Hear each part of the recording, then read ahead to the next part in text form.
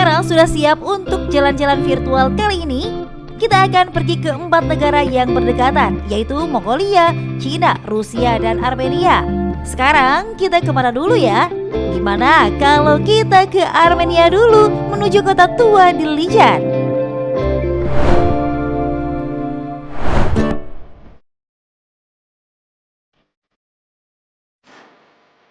Ini adalah kawasan kota tua Dilijan.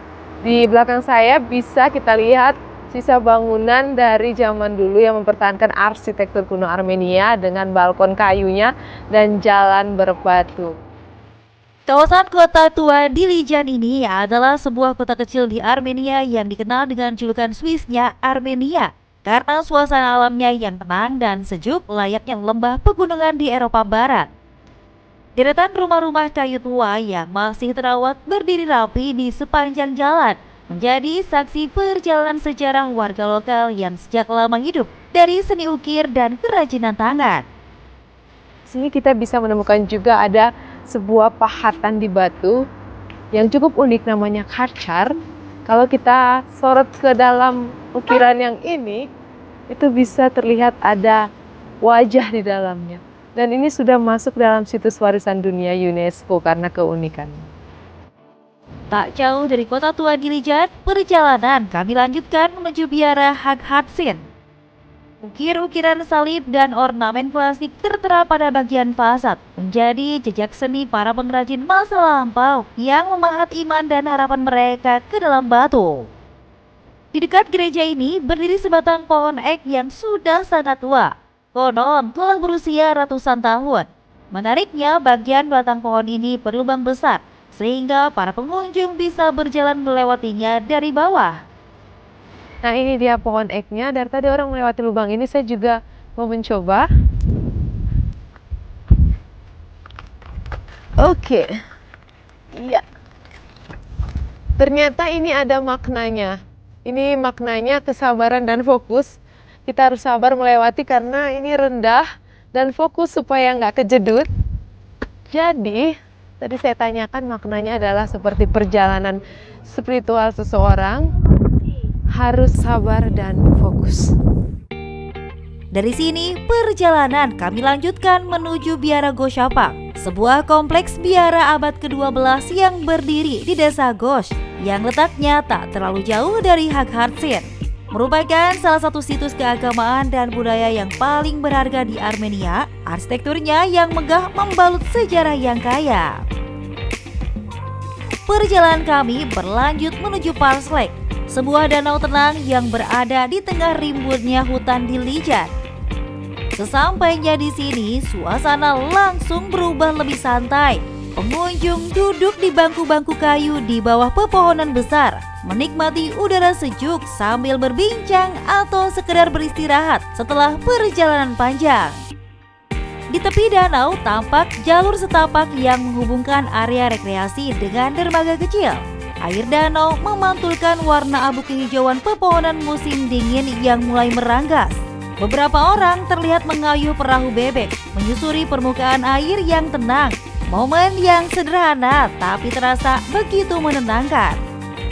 Menariknya, di tengah danau terdapat sebuah rumah kecil di atas rakit kayu. Seperti Pulau Mungil yang menjadi ikon Parslake, rumah ini bukan tempat tinggal, melainkan elemen estetis yang menambah karakter dan daya tarik danau. Selesai sudah perjalanan kami hari ini. Setelah menikmati keheningan biara dan sejarah yang kami temui, kini kami kembali naik mobil, menyusuri jalan pegunungan dan desa-desa kecil Armenia. Senja mulai turun perlahan, menemani perjalanan pulang kami menuju kota Yerevan. Sampai jumpa di cerita perjalanan berikutnya.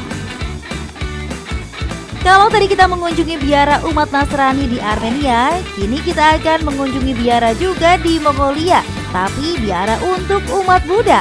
Langsung kita ke sana.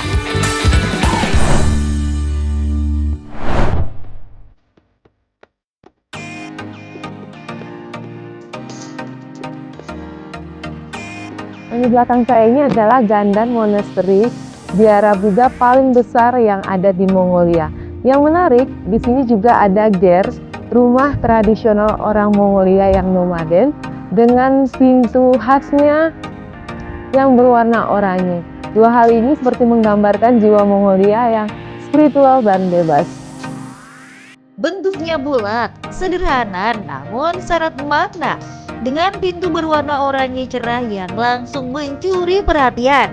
Dalam tradisi Mongolia, ger melambangkan keharmonisan manusia dengan alam.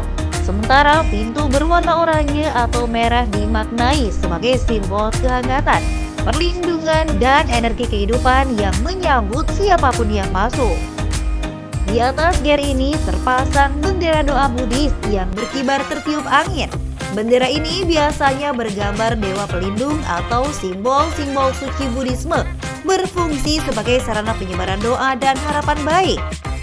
Dalam kepercayaan Buddhis Mongolia, setiap kibaran bendera dipercaya membawa doa, ulas asih, dan berkah ke segala penjuru, mengikuti arah angin yang berhembus. Ini adalah Mikit Janrai Sigdatsan, aula suci di dalam kompleks Gandan Monastery. Di dalamnya berdiri patung raksasa Avalokitesvara atau Mikit Janrai Sig dengan balutan warna emas setinggi sekitar 26,5 meter, menjadikannya salah satu patung Buddha tertinggi yang berada di dalam ruangan di Mongolia. Di sekeliling aula terlihat altar-altar kecil, deretan patung dewa pelindung, serta roda doa yang diputar para umat sebagai bentuk meditasi dan penghargaan. Cahaya lilin yang dinyalakan satu persatu menciptakan suasana hening dan khusyuk, menjadi ruang tempat doa dan permohonan dipanjatkan dengan penuh ketenangan. Perjalanan kami berlanjut di kawasan Gandan Monastery, tepatnya di area Faradhara Temple. Begitu melewati gerbang, suasana langsung terasa lebih tenang dan damai.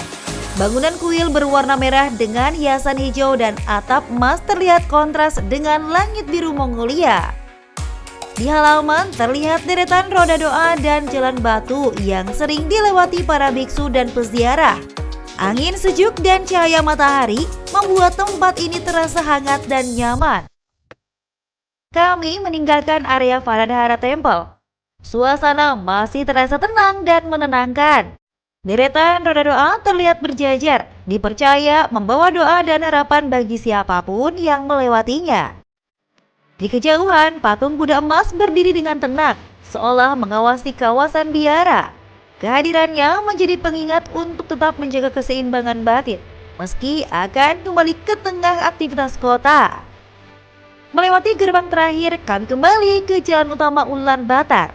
Dari ruang yang hening dan penuh makna, perjalanan pun berlanjut menuju denyut kehidupan kota.